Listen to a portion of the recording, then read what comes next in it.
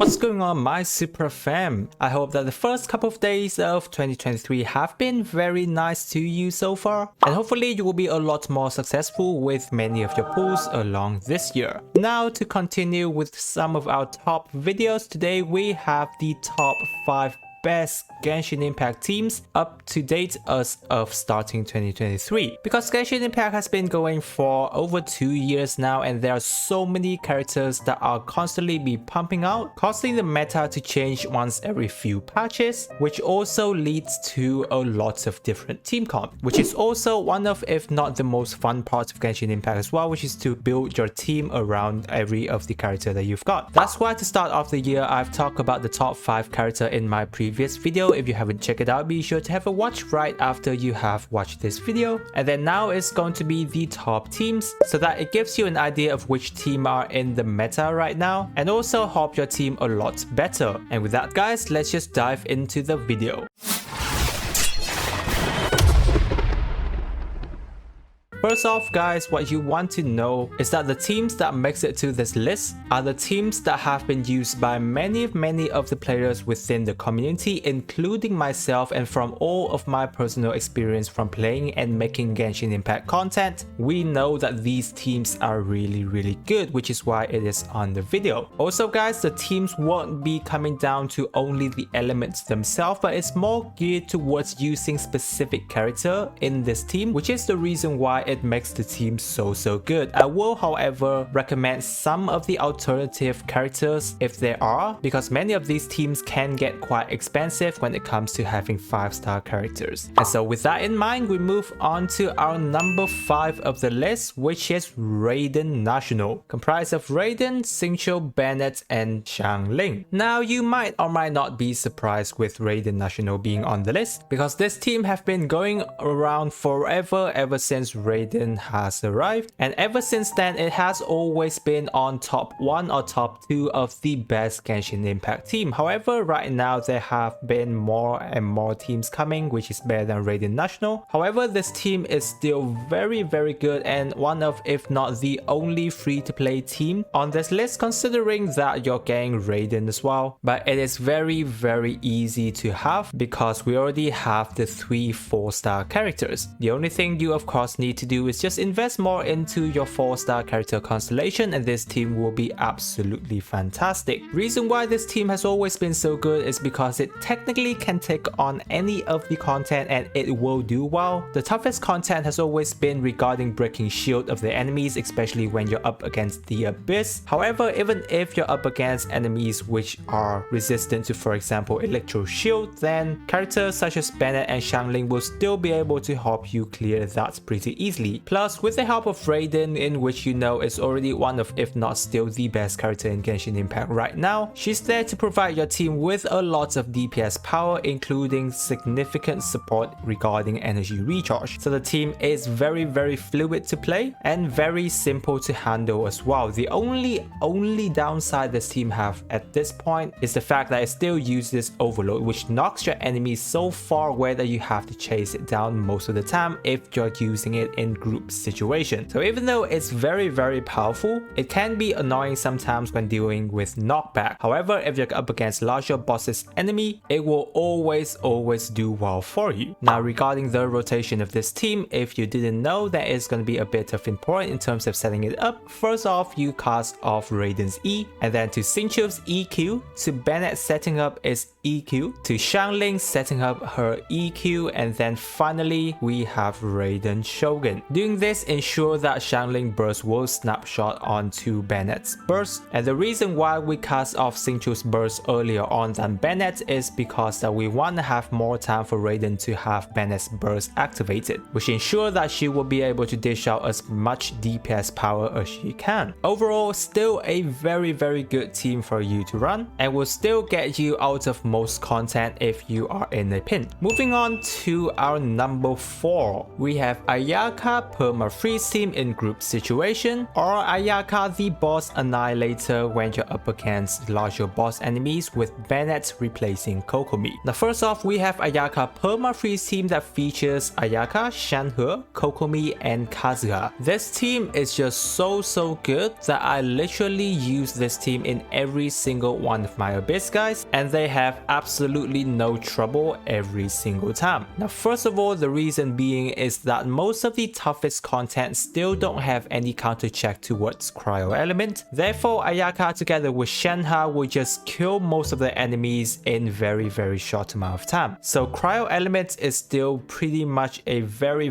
powerful element for you to use. I haven't seen any nerf. Actually, the only thing they kind of try to nerf it is the fact that it doesn't have access to dendro reactions. But what cryo have been doing very well, it still is excellent at. The most important character on a cryo team is actually gonna be Shanhe. She's just fantastic when you're in a cryo team because her role is made for that. She buffs cryo character a ton, and you will see a tremendously huge difference when having Shanhe on a cryo team. I have been having Shanhe in every single one of my cryo team, and I have not regretted pulling for Shanhe ever since. This is coming from my personal experience from using cryo team in every single one of my Abyss. So whenever you're in group situation enemies, obviously we're going to be geared more towards a cryo perma-freeze team. Therefore, we're going to be having Kokomi and Kazuha on this team. Now technically you can have any other hydro character so that you can help apply hydro. However, Kokomi is just literally the best character when it comes to this team because of her hydro application and her healing capability, therefore leaving you a slot with Kazuha. Because if you don't have Kokomi on the team, then you can't have Kazuha, therefore you will require other healer characters such as Jean to be on the team, which is a little bit less efficient because Jean herself can't do crowd control that well. So this team is going to work very fluid with each other. Ayaka on this team here will mainly gonna be a sub DPS in terms of using her burst. You can use her to be a main DPS character, however most of the time burst Ayaka is just going to kill your enemies a lot faster. So for the team rotation, you do want to keep in mind a little bit. But first off, you can head in and use Ayaka E skill first for a little bit of extra damage and cryo application. Next, you want to switch to Kazuha and use his EQ so that you swirl cryo. After that, you move on to Shanhe's QE tap because E tap will enhance Ayaka's burst damage. And then finally, you go into Kokomi setting up her E skill with her Thrilling Tales of Dragons on, switching back to Ayaka to use her burst. If you build your team correctly, usually most enemies won't be able to survive after one rotation, and this is going to be a very powerful team. However, perma-freeze team doesn't actually work when you're up against larger bosses enemy because large boss enemies don't freeze. Therefore, in which case we're going to be switching up Kokomi with Bennett and then heading into a full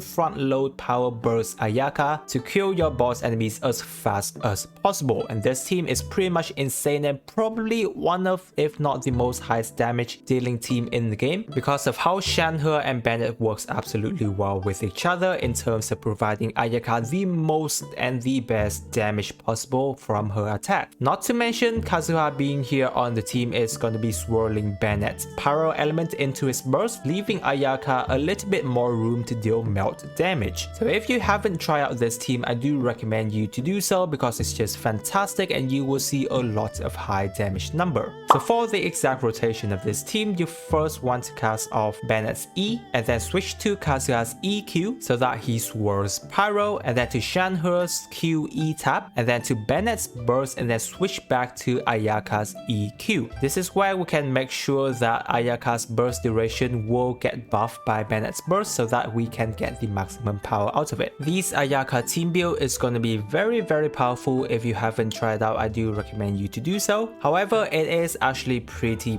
expensive because you want to invest into pulling for Shanhe, and I know that this isn't something for everyone because Shanhe is just fully going to be for cryo team. So unless you're very invested into your Ayaka or other cryo characters of yours, I know that most of us won't be pulling for Shanhe. However, we don't know about future cryo characters as well, which is why I generally usually recommend you to invest in character that are geared towards support and sub DPS, and Shenhe is a very good candidate for you to actually put into your pooling list. On to our top 3, we have Nilou's Bloom team. Yes, Nilou Bloom team is one of, if not the most unique team to date because of how it actually runs and the requirement it has toward it. However, first of all, you just have to know that this team is just absolutely painfully powerful, especially when you're up against group situation. So this team is going to be running Nilou, Kokomi, Nahida, and our main Dendro character. If you kind of already forgot, Nilou Bloom team actually requires her to run with only and only Hydro and Dendro character for the maximum benefit that it has. Because of how Nilou's skill work, it turns your normal Bloom core into Bountiful core that deals exceptionally high damage, and then together with the introduction of Nahida, she just took this team into the next level, and if not, have almost been able to pull out the maximum potential out of Nilou Bloom team. And so in order for you to run Nilou Bountiful core Bloom team, obviously you need Nilou onto your account. And so once again, this is kind of like a niche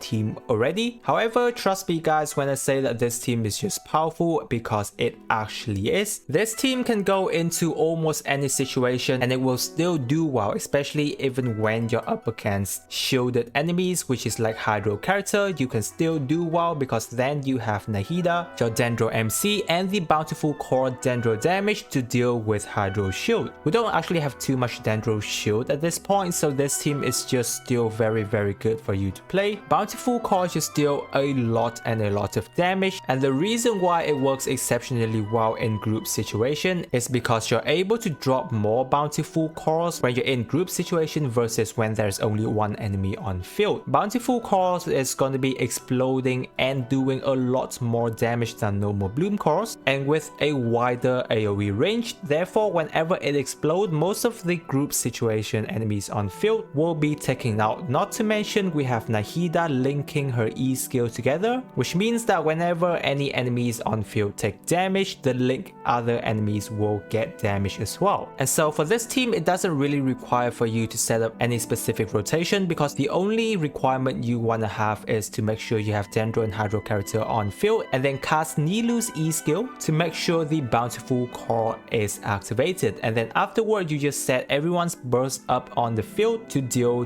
damage. Something I do recommend you to run when you're using this team is that you want to build Kokomi regarding toward full EM, and then having her on field to do the damage, because Bountiful core damage is directly affects from the triggerer's EM. So therefore, having Kokomi on the field to be the triggerer, you want to have her build as much EM as you want. Plus, with Kokomi being a catalyst user with very long range of attack, she can basically be on the field and then just stand there casting her normal attack and triggering Bountiful cores. Either that, or you can have Nahida with full EM build on the field to deal Dendro damage to the affected Hydro enemies. The only thing with Nahida though is that you want to be a little bit closer to the enemies when you're using Nahida, because she has rather short range catalyst using, so it's a little bit hard to use Nahida on field versus Kokomi. However, that's going to be your choice, but these two characters are going to be the best character to have on field. Overall, a very powerful team for you to run, especially in group situation, because whenever Bountiful core is on field, you will realize that most of your enemies around you will already be taken care of, and you don't need crowd control whatsoever. Very fun team to play as well, because it is a very unique team that requires to be having Nilou and other Dendro character on the team, but also a very powerful team at that, and will help you to clear out most of the content in the game right now. On to our top 2. This is a very powerful team, and if not rivals that of the best team on our top 1, and that features what I called Hu Tao national team, featuring Hu Tao, Xingqiu, Yelan, and Zhang Li. This team, especially when you're running with Pyro character, or specifically Hu Tao in this case, is absolutely very powerful and has been used by many players, especially when it comes to the Chinese community. The reason being being is that Hu Tao have been heavily buffed after Dendro reactions because of Hydro Resonance have changed, giving her an extra 25% HP increase when she is using with double Hydro characters. Normally she's gonna be running along with Xingqiu in her past team because she does a lot of normal attack here and there, therefore being able to make use a lot with Xingqiu. However, Yelan was a character that was released last year as well and is a character which is on par and sometimes even better than Xingqiu. Plus there is no forbidden rule that you can't have both Xingqiu and Yelan being on the same team, therefore having both of these characters on Hu Tao's team just benefits Hu Tao tremendously when it comes to Hydro Resonance and the off-field damage that they provide for Hu Tao. Xingqiu is always here to help Hu Tao with a little bit of health regeneration because Hu Tao always want to have her HP below 50%, and Xingqiu is able to help Hu Tao regenerate a moderate amount of HP while keeping her HP under 50%. Zhongli is also here to provide a lot of buff for the team, especially the amount of shield he gives plus the resistance shred that he provides to the team, therefore giving Hu Tao a lot more room to focus on attack without fearing that you will die. Yelan, you already know that she's a very good character. She also buffs the attack of your team as well, even though Hu Tao doesn't benefit directly from attack. However, attack percentage is still pretty beneficial for Hu Tao. So every of the character on this team is very good at supporting Hu Tao, letting her being one of the best character in terms of pyro and DPS already, and pushing it even more to the next level. With this team rotation, you do want to keep in mind a little bit. First off, you go with Zhongli's EQ and then you set up both of Xingqiu's and Yelan's EQ so that the burst is ready. After that, you just switch back to Hu Tao and cast her charge attack. Now I know that this is going to be pretty much an expensive team because not everyone of us has access to Yelan and even Zhongli. Therefore, I have already made a dedicated video in the past talking very in depth into building Hu Tao national team with a lot of team variation in terms of how you can use and build her team comp. And so be sure to check out this very specific video after you have watched this. So overall, this is a very powerful team that gears specifically toward Hu Tao making use of Hydro Resonance. And then now we move on to our top one, or considered to be the best team in Genshin Impact as of patch 3.3, patch 3.4, and I would say pretty much if not for the whole of 2023 as well, because it's just very powerful, and that is Raiden Hyper Bloom team. This team just not only kick ass every single content you have in the game, but it's also a team that allows you to deal an insane number of damage with not just only in single targeted situation but also everything in group situation as well, because it features Raiden, Nahida, Kokomi and now Dendro MC. With both Raiden and Nahida being on the team, you absolutely never need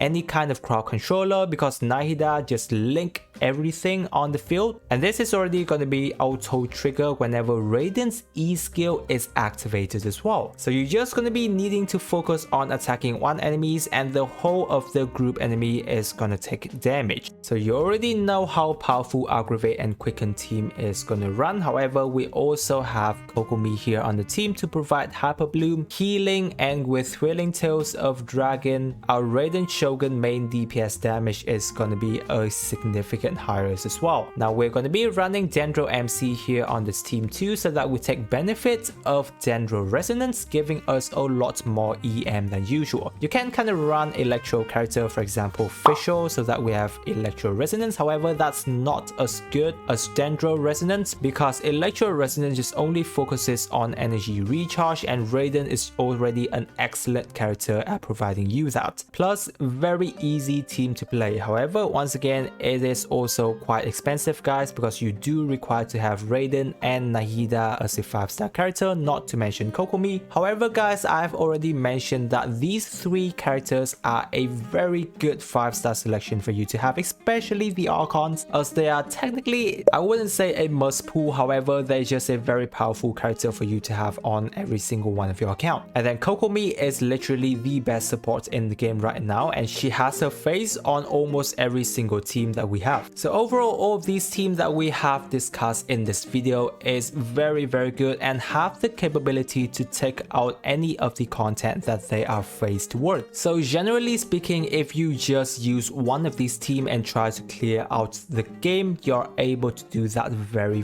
well. However, we're doing a top 5 here so that you have more of a variation of team for you to run, because I would say that at least 3 out of 5 this team is geared toward having unique character on your team, and they do absolutely fantastic. So those are going to be my top 5 list of team in the Genshin Impact meta at this point in time. I know that there's just so many different combination of team out there for us to run, so do leave your comment down in the section below and let me know which is the best team that you feel and you have been running at this point, because I always love to find more about team building and see different team variation for us to play, because team building is one of the best part when it comes to Genshin Impact gameplay. So I hope that this video have been very enjoyable and informative for you. Do check out some of the next video I'm recommending you here right now, because it is very beneficial for you to have an in-depth dive into some of the team comp that we have spoken in this video. If you're new to the channel guys, be sure to subscribe to not miss out on my future Genshin Impact video, and with that I wish you a super day and I will catch you on my next video.